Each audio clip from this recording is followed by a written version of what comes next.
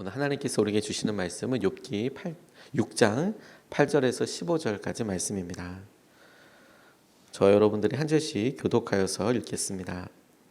누가 내 소망을 이루어 줄까? 하나님이 내 소원을 이루어 주신다면 하나님이 나를 부수시고 손을 들어 나를 깨뜨려 주시면 그것이 오히려 내게 위로가 되고 이렇게 무자비한 고통 속에서도 그것이 오히려 내게 기쁨이 될 것이다. 나는 거룩하신 분의 말씀을 거역하지 않았다. 그러나 내게 무슨 기력이 있어서 더 견뎌내겠으며 얼마나 더 살겠다고 더 버텨내겠는가.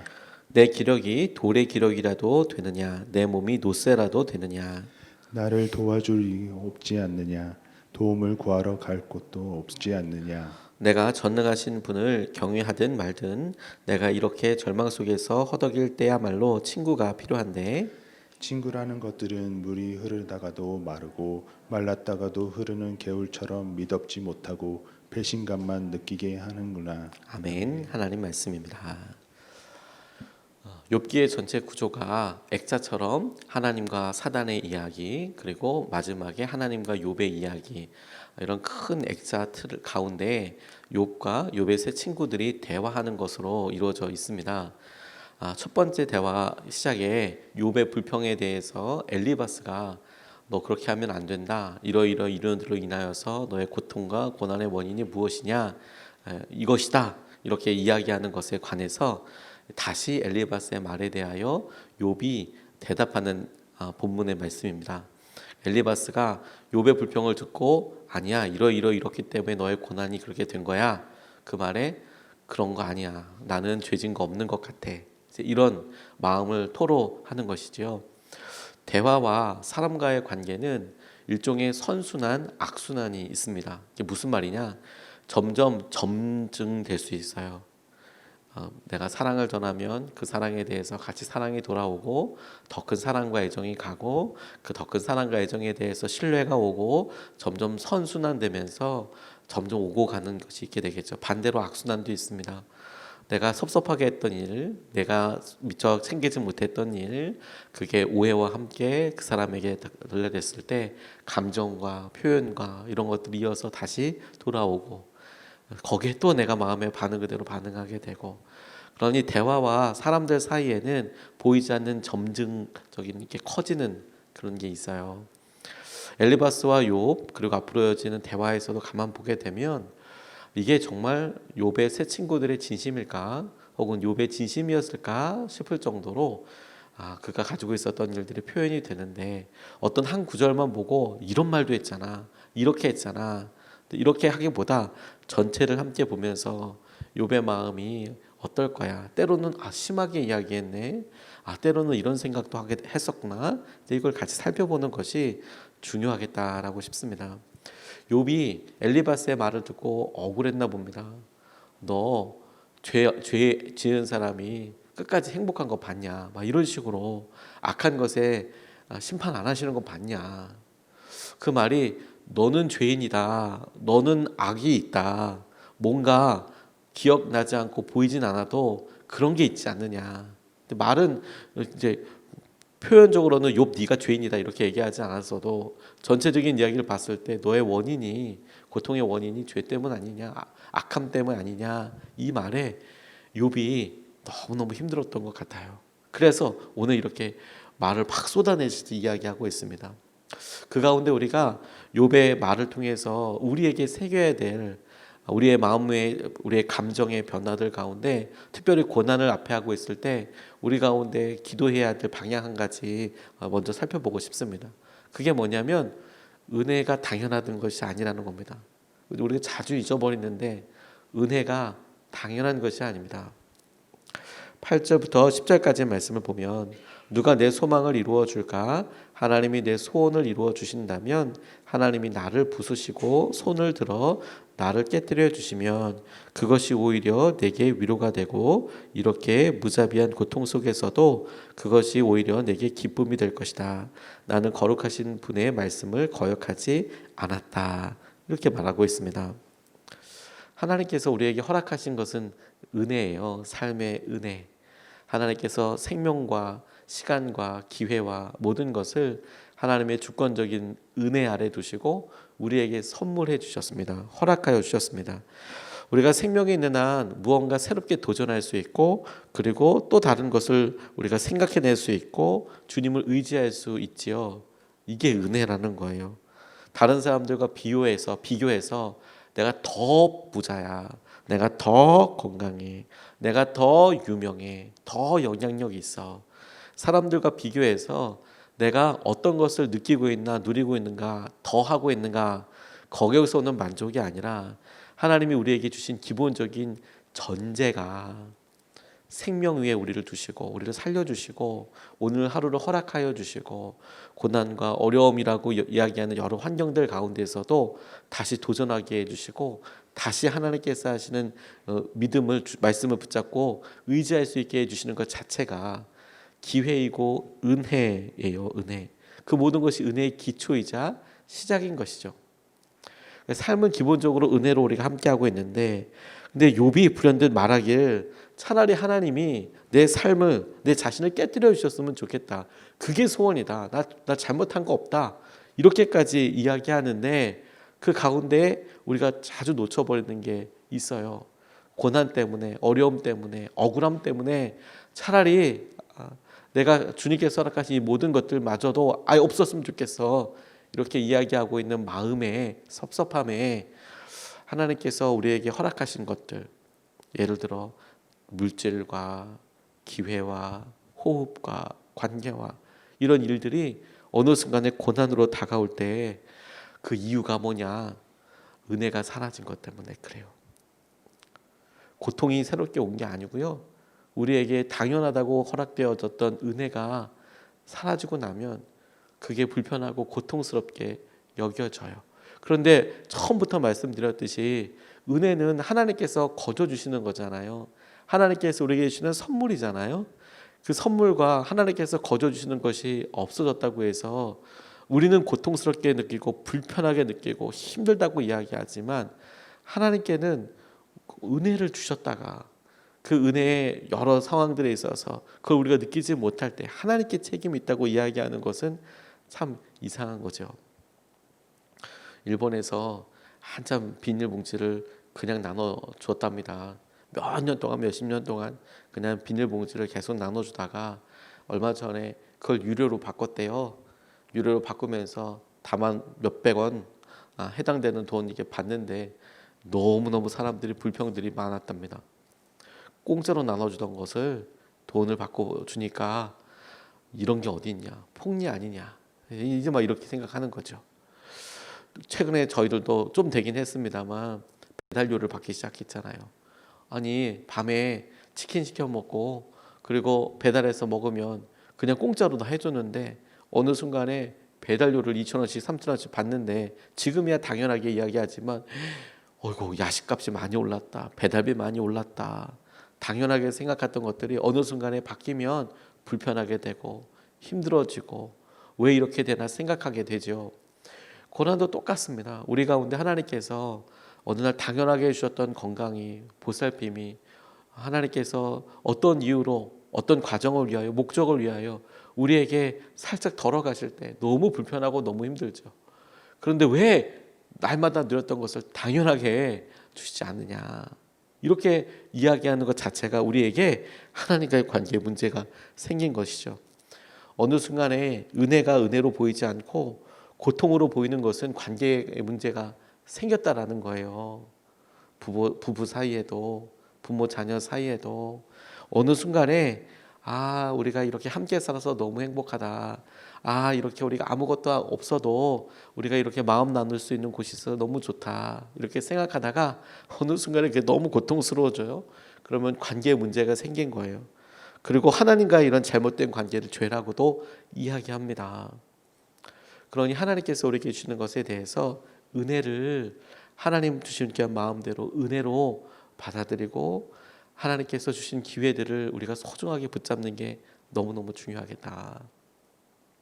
두 번째로 본문 말씀에서 붙잡고 싶은 것은 친구, 그 은혜의 통로를 묵상하고 싶습니다. 욥이 엘리바스의 말을 듣고 죄 없어, 나 죄 지은 거 없어 라고 이야기하면서 그의 마음속에 지금 내 앞에 말하고 있는 엘리바스와 그 옆에 서 있는 소발과 빌닷에 대해서 이제 이야기하는 말이에요. 14절 15절 말씀을 보면 내가 전능하신 분을 경외하든 말든 내가 이러한 절망 속에서 허덕일 때야말로 친구가 필요한데 친구라는 것들은 물이 흐르다가도 마르고 말랐다가도 흐르는 개울처럼 미덥지 못하고 배신감만 느끼게 하는구나 이렇게 이야기합니다. 내가 전능하신 하나님을 느끼던 말든 그러면서 친구가 내 옆에 해줘야 될 일에 대해서 이야기하는 내용에서 욥이 하나님 안 믿었나 보다 이렇게 적용하면 안 되고 지금 욥이 자기의 마음을 엘리바스에게 솔직하게 이야기하는 거예요. 그래 네 말대로 내가 죄를 지었건 죄를 짓지 않았건 죄를 지었기 때문에 이런 일을 겪게 있건 그렇지 않건 그래서 하나님께서 하신 여러 일들에 대해서 내가 어떻게 반응하던 너는 내 친구 아니냐 너는 내게 와서 지금 그렇게 말을 해주고 위로해주는 친구 아니냐 하나님과의 친밀함을 누리는 것은 참 중요하죠. 그런데 하나님과의 친밀함은 그냥 나 이제부터 하나님과 친해 이렇게 생각하는 게 아니고 훈련과 시간이 필요합니다. 우리가 정말 친해지고 싶은 사람을 만나도 하다못해 우리가 처음에 부부 생활을 시작할 때도 결혼해서 부부 생활을 시작할 때에도 친하고 싶은 마음과 잘해주고 싶은 마음과 사랑을 표현하고 싶은 마음이 있지만 시간이 필요해요. 서로가 서로에게 배워야 하고요. 익숙해져야 합니다. 처음서부터 이 안에 있는 마음과 사랑이 그냥 100% 친밀감으로 다가가기보다 서로가 약간의 조정과 실수와 이해와 납득과 용납을 통해서 조금씩 자리를 매김해 가요. 그래서 나중에 조금 좀 더 시간이 있고 깊어지면 그러면 말하지 않아도 마음이 이렇구나. 그래 이런 마음일 거야. 자연스럽게 알게 되는 경우들이 대부분이죠. 하나님과도 마찬가지입니다. 나 오늘서부터 하나님과 아주 친밀하게 지낼 거야 라고 이야기할 때 하나님과 나 사이에 친밀함의 문제가 있는 게 아니라 훈련 기간과 시간이 필요하다고요. 그리고 그 친밀함과 훈련 과정들에 있어서 중요한 것이 뭐냐면 우리에게 있는 다른 사람들과의 관계입니다. 우리가 부모님에게 갖고 있는 관계, 사회 관계들, 하나님과의 친밀함을 배우는 굉장히 중요한 통로예요. 그래서 우리가 하나님 아버지라고 부르잖아요. 때로 어떤 분들을 이렇게 만나보면 아버지에게 있어서 큰 아픔과 상처를 받으시는 분들은 하나님 아버지라고 표현하는 데 있어서 그 마음과 생각이 그대로 보여지는 것 같아서 투영되는 것 같아서 적용되는 것 같아서 어려워하시는 분들도 있어요. 관계를 통해서 배우게 되거든요. 친구도 마찬가지입니다. 하나님과의 친밀함 그걸 배울 때 하나님은 보이지 않으시니까 가족과 주위에 있는 사람들 그리고 친구들과의 깊은 우정 이게 하나님께서 우리에게 어떻게 친밀하게 다가오시고 내가 어떻게 하나님을 향하여 경외함과 동시에 친밀함을 누릴 수 있을까 그걸 배우게 되는 참 중요한 과정이에요. 사람들을 믿지 않는다 의지하지 않는다와 하나님께서 우리에게 주신 여러 친구들을 하나님을 알아가고 또 그렇게 주신 것들을 은혜로 받아들여서 기쁨으로 생각하고 함께 나아가는 것은 조금 다른 의미죠. 하나님보다 내가 친구를 의지하자 이게 아닙니다. 하나님께서 주신 귀한 관계 은혜를 친구들을 통하여서 우리가 얼마든지 배워가고 우리가 그런 것들을 우리가 되어줄 수도 있고 뿐만 아니라 우리에게 그런 사람이 필요하기도 한 것이죠. 어려울 때 친구는 여전히 하나님의 은혜의 통로가 되어줄 수 있어요. 설사 그냥 이렇게 보기에 내가 지금 하나님께서 주신 은혜가 다 걷어가 있는 것처럼 보일 때라도 내 앞에 있는 그 친구는 여전히 내게 하나님의 통로가 되어줄 수 있잖아요. 그렇지 않아요. 너 이런 거야. 아니야. 너 그렇게 잘못하지 않았어. 아니야. 하나님께서 함께 해주실 거야.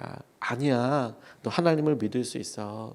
아니야. 하나님께서 너 반드시 회복시켜 주실 거야. 그런 친구가 필요하다는 거예요. 그리고 그런 친구를 위해서 기도해야겠다는 생각이 들었습니다. 우리가 사람들과 소통이 잘 안 되고 말이 안 되잖아요. 시간이 필요하고 노력이 필요한 거예요. 에버랜드의 코식이 유명한 코식이 코끼리입니다. 태어나면서부터 이 코끼리들은 군집 생활을 합니다. 같이 몰려다녀요. 그래서 자연스럽게 배웁니다. 부모로부터. 뭐 지능 목욕하는 법, 물 먹는 법 이런 것들 본능적으로도 알지만 군집 생활을 하면서 같이 배워요. 그런데 동물원에서 태어난 코시기는 이제 부모 없이 자랐으니까 그런 거 배우지 못했습니다. 그런데 김종갑 사육사와 살았어요. 혼자 살지만 밥도 줘야 하고 어떻게 해야 하는지 살펴야 되고 그래서 사육사와 함께 사는데 혼자 살면 두려워하고 힘들어하니까 이 김종갑 사육사가 이 코끼리 새끼를 정성을 다해서 이제 키운 거예요. 만져도 주고 먹여도 주고 장난도 쳐주고 힘으로 비하면 뭐 사람과 코끼리를 비교할 수 있겠습니까? 몸무게로 봐도 사람과 코끼리를 비교할 수 있겠습니까? 그런데 이렇게 칭찬해주고 코시가 잘했다, 이렇게 쓰다듬어주고 이렇게 만져주고 그런데 어느 순간에 이 코시기가 좋아 이렇게 말을 따라하기 시작하더라는 거예요. 당황스럽게. 코끼리는 이 구강 구조상 말을 할 수 없거든요. 그리고 코끼리 사이에는 서로 말을 할 때 약 20Hz 정도에 되는 음파를 사용한답니다. 사람이 들을 수 없는 음파예요.